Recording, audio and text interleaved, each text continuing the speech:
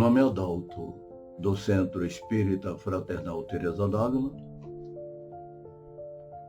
dando continuidade ao estudo do Evangelho segundo o Espiritismo. Hoje nós vamos dar continuidade ao capítulo 14, que tem como título Honrai vosso pai e vossa mãe. Antes, vamos à nossa prece. Jesus, amado Mestre, rogamos, Senhor, que possamos transmitir estes ensinamentos e que aqueles que vão ouvir, ver, vão participar desses nossos estudos, que eles possam compreender, que ajudem-nos na caminhada evolutiva, Senhor. E assim rogamos aos benfeitores espirituais da Casa de Teresa d'Ávila, que em nome deles, em teu nome, Mestre, e sobretudo em nome de Deus, nós possamos iniciar os nossos estudos de hoje. Graças a Deus. Meus irmãos, nós sabemos, já aprendemos há muito tempo, que Jesus foi um divisor de águas. Ele veio até nós no momento propício, justamente porque o mundo estava passando por uma dificuldade maior, ainda não havia a compreensão maior do amor. E ele veio nos ensinar a amar.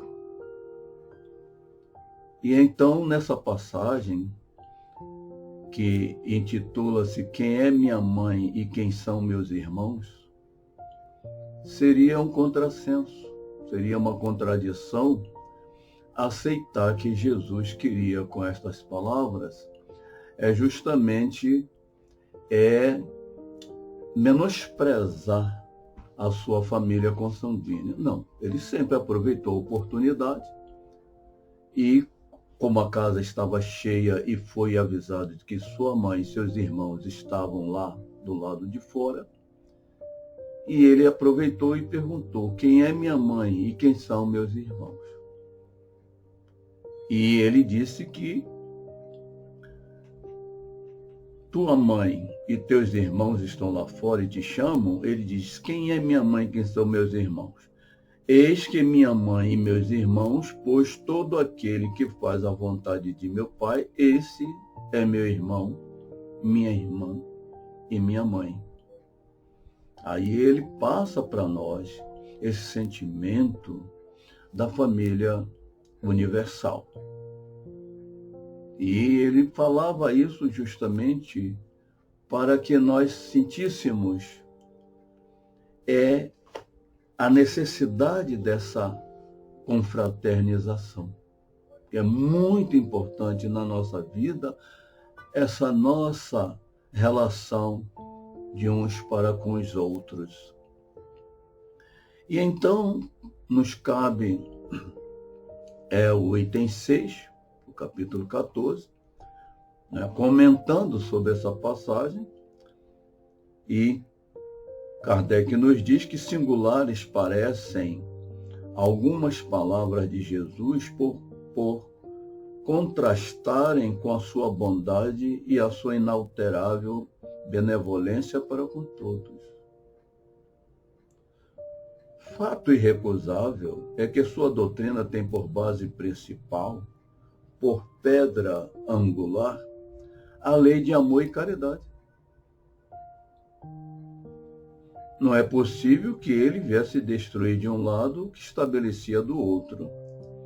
Se certas proposições suas se acham em contradição com aquele princípio básico, é que as palavras que se lhe atribuem foram mal produzidas, ou mal compreendidas, ou não são suas.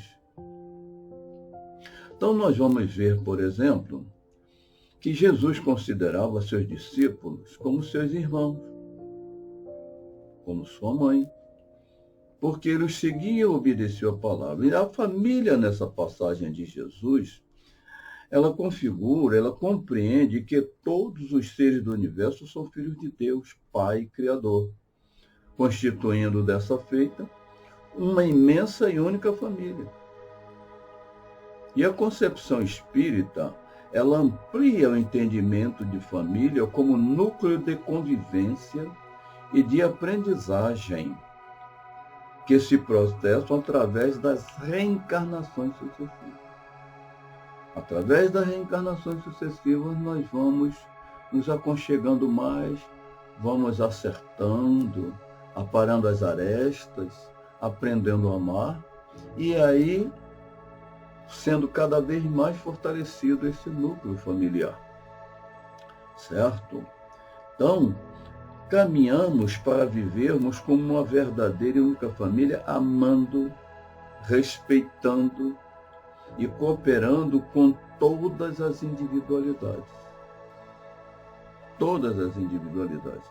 E para atingirmos esse objetivo, a humanidade recebeu por orientador Jesus como grande modelo e guia, que enquanto encarnado nos deixou, além do seu exemplo, seus ensinamentos, que constituem um verdadeiro manual para a vida e a felicidade eterna que hoje conseguimos captar com mais profundidade e amplitude graças ao Espiritismo.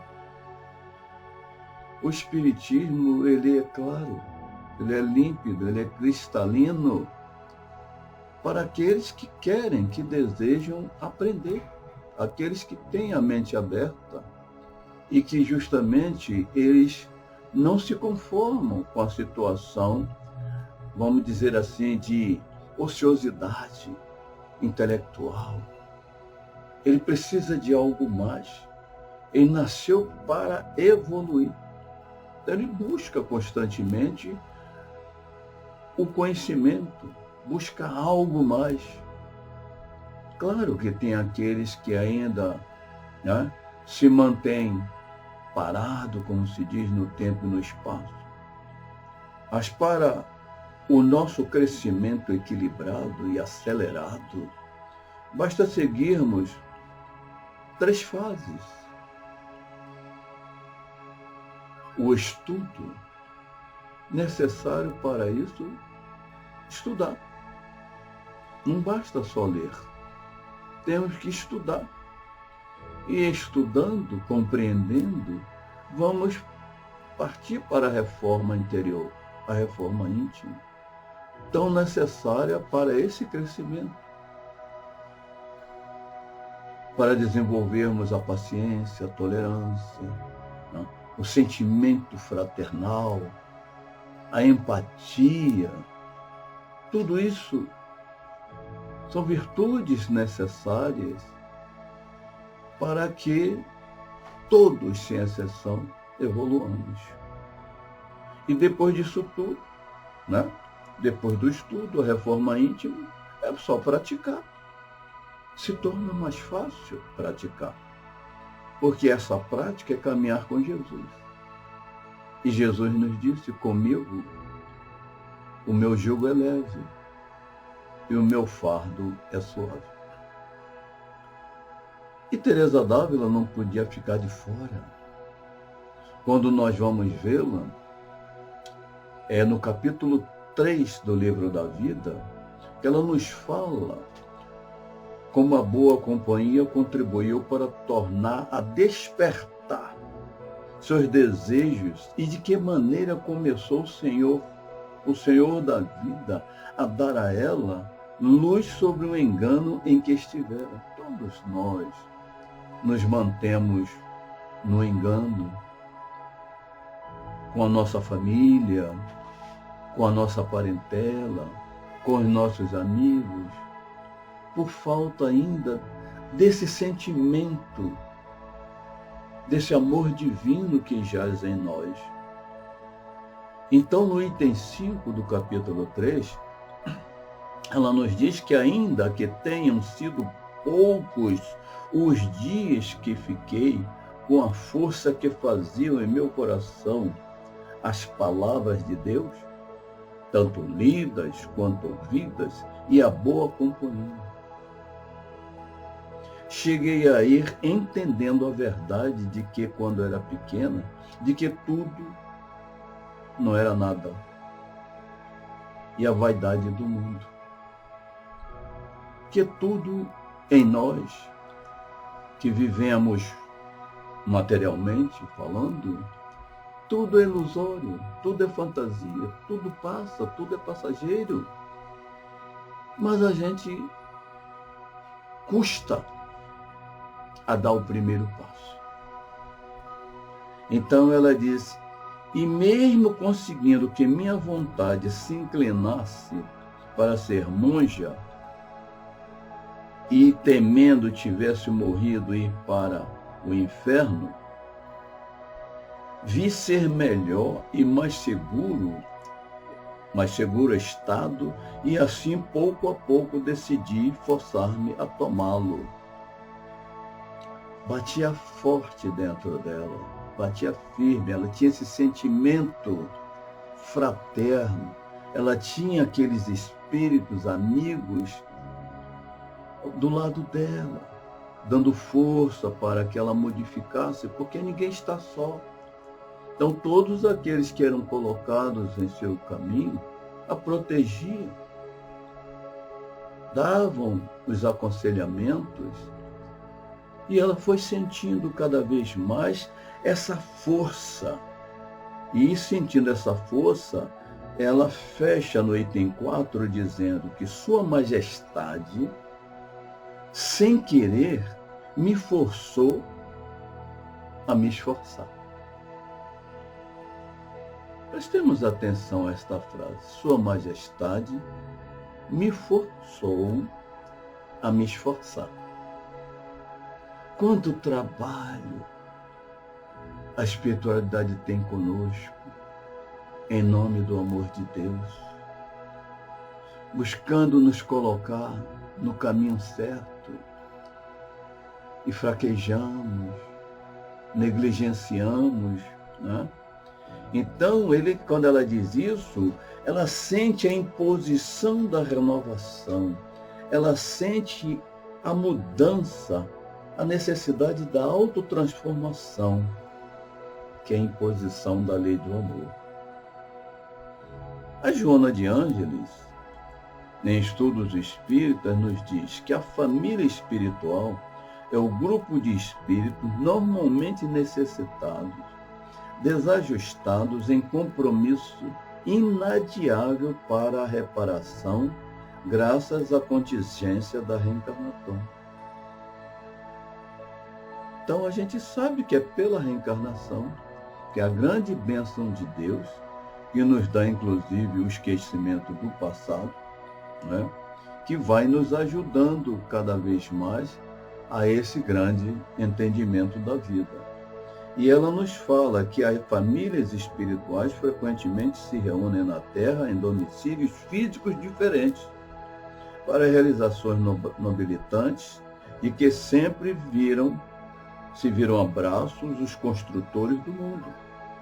Retornam ao mesmo grupo consanguíneo os espíritos afins, a cujas oportunidades, às vezes, preferem renunciar, de modo a concederem aos desafetos e rebeldes do passado o ensejo da necessária evolução, da qual fluirão após as renúncias as demoradas uniões do mundo espiritual. Então é isso. Vamos renunciando às coisas que atrapalham a nossa caminhada e vamos crescendo. É assim que Jesus pergunta: quem é minha mãe? E quem são meus irmãos? Somos todos convidados a fazer parte da família de Jesus. Ser da família não nos permite ficar do lado de fora, não. Ficar do lado de fora, sentados ao seu redor, ouvindo a palavra e praticando para assumir a mesma missão de Jesus Cristo. Desde que o Evangelho penetre e ilumine todas as dimensões de sua vida e lhe ajude a viver a alegria de ser cristão. Que Jesus nos abençoe. E assim vamos encerrando a nossa parte de hoje, vamos rogando a Deus, a Jesus, agradecendo a espiritualidade amiga, aos benfeitores espirituais da Casa de Teresa d'Ávila, pela oportunidade, pela inspiração, pela ajuda. E assim, é que em nome deles, em teu nome, Mestre, sobretudo em nome de Deus, nós encerramos esta simples e pequena participação, dando graças a Deus. Que assim seja. Graças a Deus.